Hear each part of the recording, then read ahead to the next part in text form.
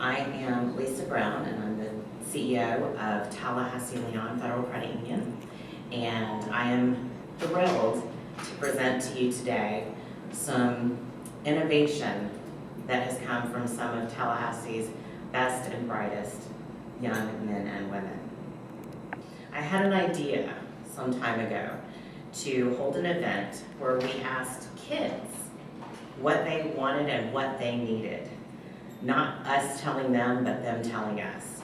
We wanted to turn everything we know about financial education for young adults on its head. And so what better way to do that than a hackathon? So when you think of hackathon, and I found this out through many of you thinking that we were actually going to go and like break code and write techie things. So what we did was a little bit different.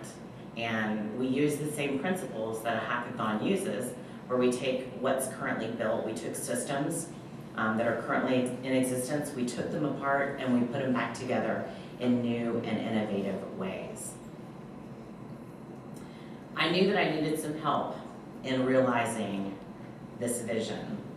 And to make it a reality, I reached out to my friend, my very good friend, and expert in financial education for young people, Chad Helmanat. And Chad joins us here from Madison, Wisconsin. He works for a credit union there. And I'm going to let Chad tell you a little bit about what our weekend consisted of.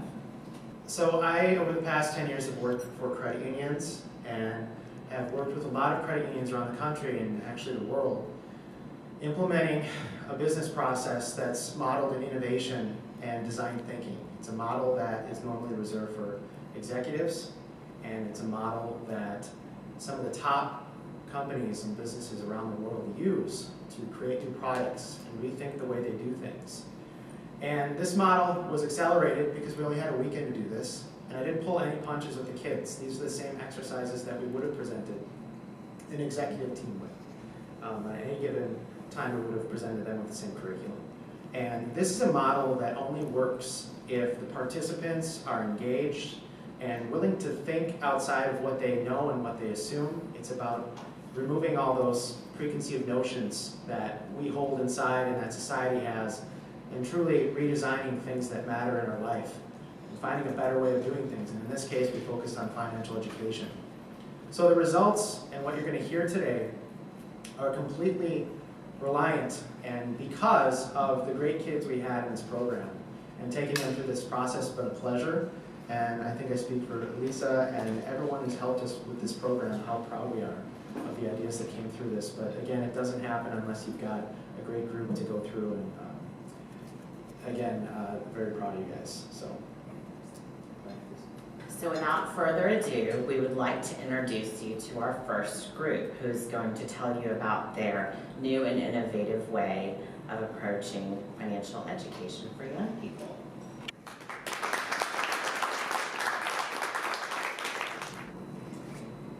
Hello, good afternoon. I'm going to ask you a few questions, so if you could raise your hands in response, that would be nice. How many of you have a personal connection to a young adult who is preparing for college?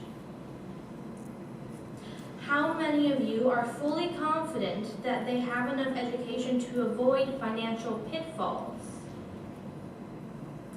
Would you be surprised if I told you that more than half the states in the U.S. do not require an education in financial literacy?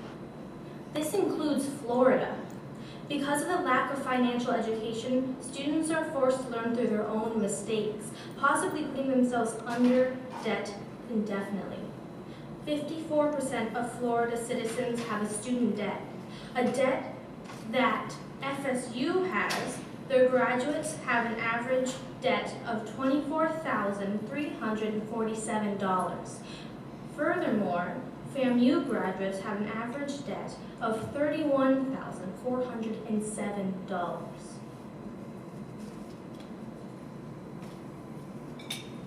I'm a freshman in college and I go to FSU.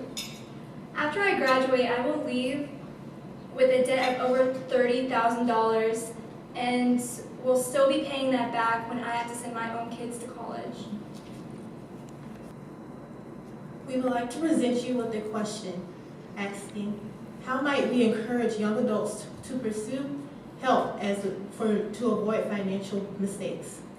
Our idea that we present to answer this question is to introduce a program that is encouraging juniors and seniors to the financial dangers that they could face coming out of high school as well as college. Places we could go to is our financial institutions, Domi Station, as well as community living, which will expose the students to the real world.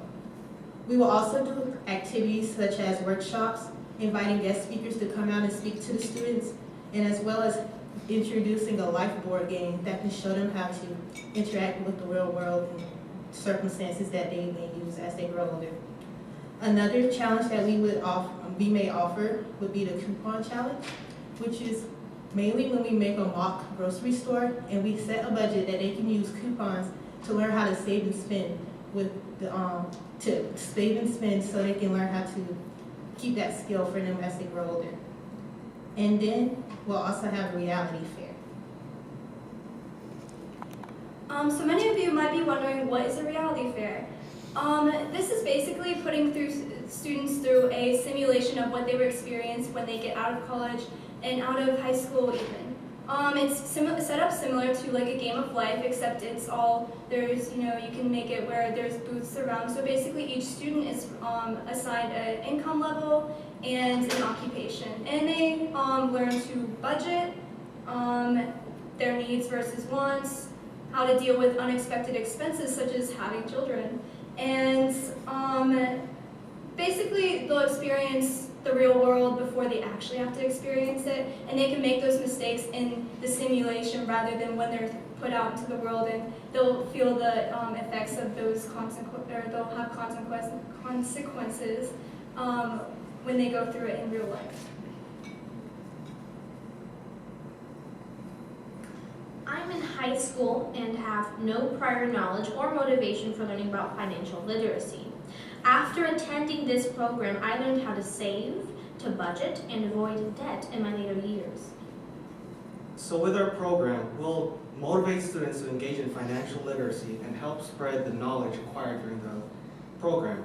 And the way we'll accomplish this goal is through taking it step by step, becoming something that will improve the quality of life for high school and college graduates. Our plan in the beginning of this process is to do our activities that are a one-day affair and utilize social media to raise awareness.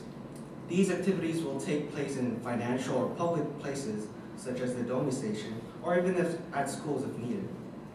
And after things start picking up, we'll start to partner with financial institutions or any company that wants to help us with our program. And with this aid, we will have our own permanent center and have special guests to visit us to give speeches. We will also improve our social media to be more effective so we can have more students come to our program. Now, a problem we might face is the manpower, or like the volunteers, to keep the program running. So we're offering community service hours to students who need it and to students who have completed this program. And with this, we can have older students teaching the new generations about financial literacy. And once we've reached our goal, we can start to branch off into other cities and states to spread the financial education that every young adult needs. Debt with young adults is a problem that can be solved now in our community. By having this program that we have planned out set in motion, we can teach kids all around our community through interactive activities and even peer-to-peer teaching, which are some of the best ways for kids to really absorb that information rather than a classroom environment. And they will take tools and skills that they learn through our program forever throughout their lifetime. Nothing helps us learn better than teaching others the information we have learned. So through this program, we'll have students that have taken or gone through the program maybe in an earlier year, like junior year junior year. And once they become seniors, they can come back and reteach that, and that information will stay with them for a lot longer than just a class or for 1 year. By offering these experiences to students, we could exponentially boost the amount of successful young adults coming out of college and even high school. Helping youth will not only improve your child's lives or those you know, but also the whole community as the younger generation becomes older and so on. I am a student who has graduated from college now and have gotten my bachelor's degree. My Experienced Students program has helped me to avoid debt as well as other financial mistakes I would have made if I had not gone through this program. I am not a student who has debts prior after from graduating, and I also paid my loans while I was in college. Now that I have more experience and have more of an expert opinion on savings, I would like to come back and show other students how to save as well as be more knowledgeable about spending their money wisely. Thank you for allowing us to present our presentation to you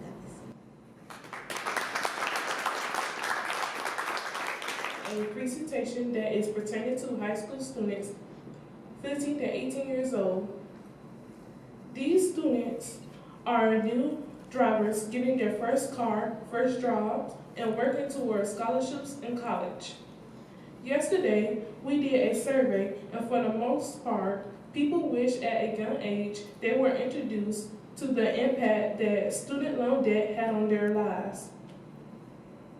So we came up with an idea on how to better educate high school students about student loans and loans in general. Our idea is an app called CAR. CAR stands for Credit and Responsibility. In the app, you will be able to take out a loan to buy an old car.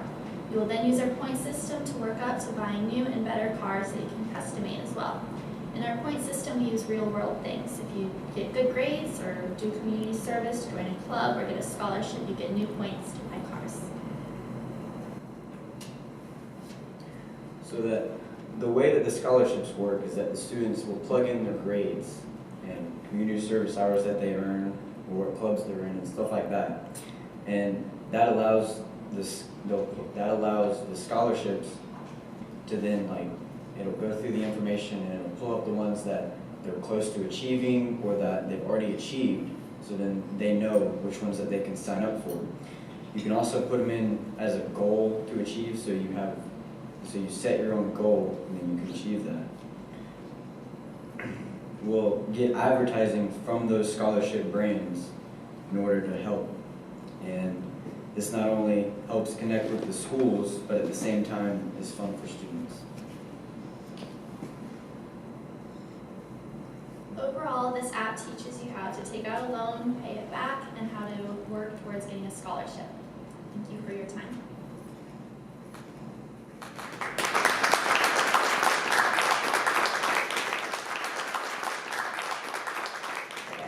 So how many of you guys have a credit card? Okay. How many of you knew about financial literacy before you got your credit card? Okay.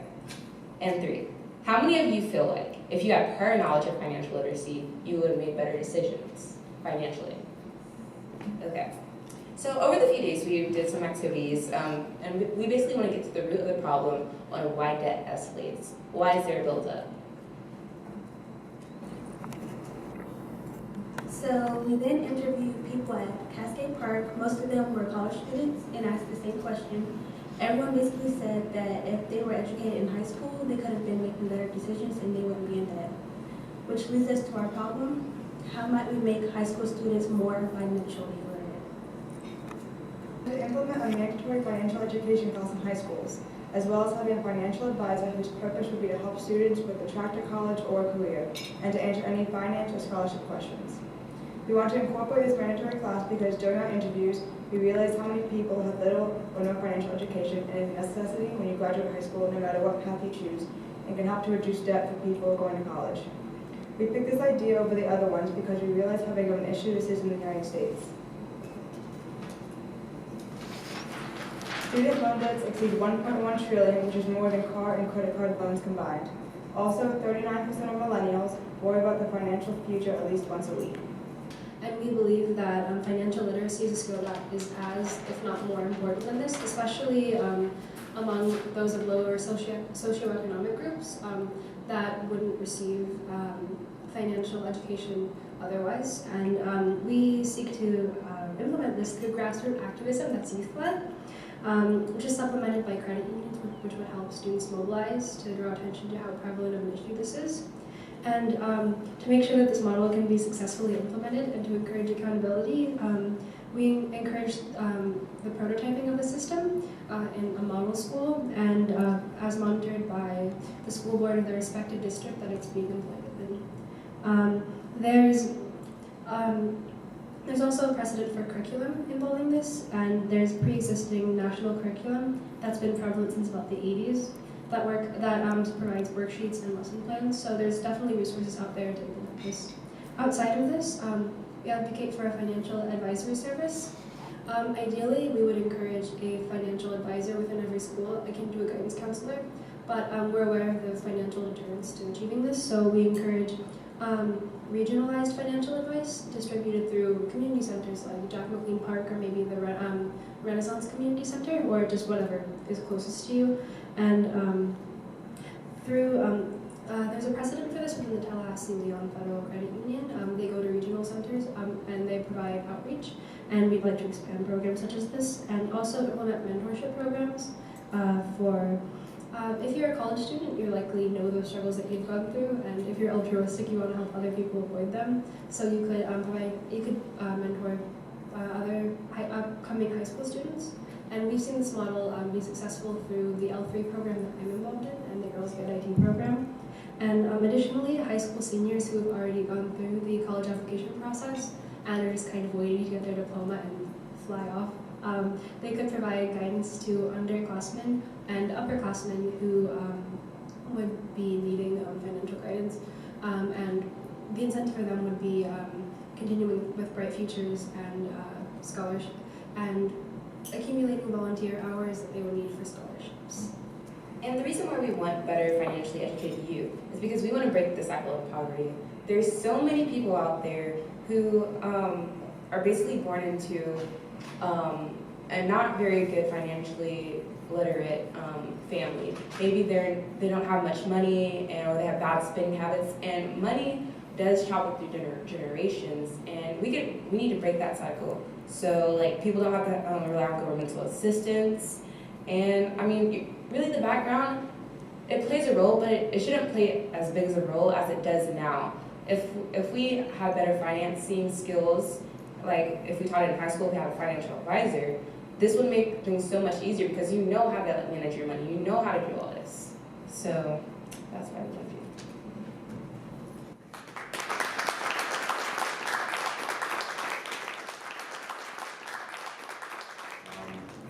Through this innovation process that we've been through, we've done a lot of things, and throughout this process we have learned that kids lack interest in education, and that will correlate to financial education as well. A lot of them procrastinators, I know I am one myself. We are unprepared for our future ahead of us, and current education does not prepare us for that.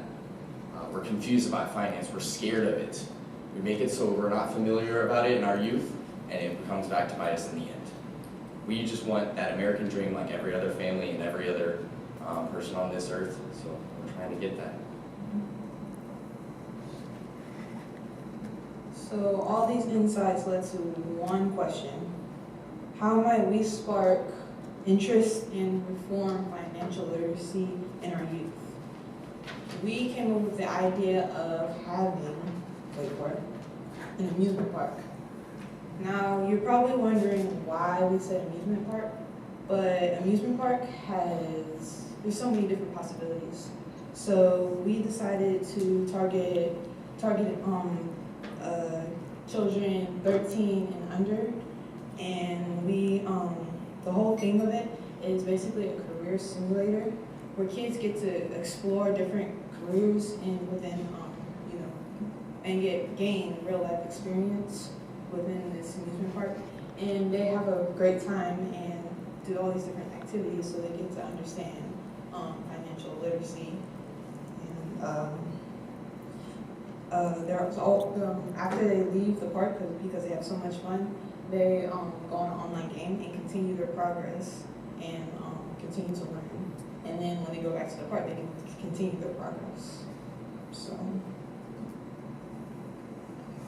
Pretty cool, right? You can go to a park, and I love parks, I love amusement parks. I like to go, and there's always the fun of the day, and when you come home, you're all sad, oh, I have to leave. Well, that doesn't have to happen. And through this entire thing, they can have that fun all while they're learning. Well, as I mentioned earlier, they lacked interest. Well, this is interesting, right? So, and all while they're at it, they're learning. They're about careers. They go and one girl, she wants to be a baker. One guy wants to be a fighter. They learn real life examples. They go through a job interview. They get a check at the end of the day to get like prizes like Dave & Buster's or something like that. They get all these fun things and rewards to push them to do and make good financial habits. About the website part, that's pretty cool, right? Going home and working on it. We want to outreach that to everyone. Our biggest thing is we want every person to be able to go to one of these parks. So some of the things that came up is location. Location is a big one. But before we do that, we are gonna go on to Nancy.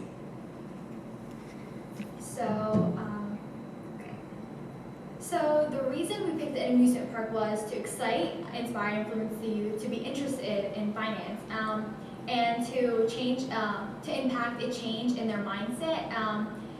The amusement park, the concept behind it was so they can have fun, learn about finance, so they get a check at the end of the day, they go to the credit union, they cash it out, the people there, the staff helps them out how to do it.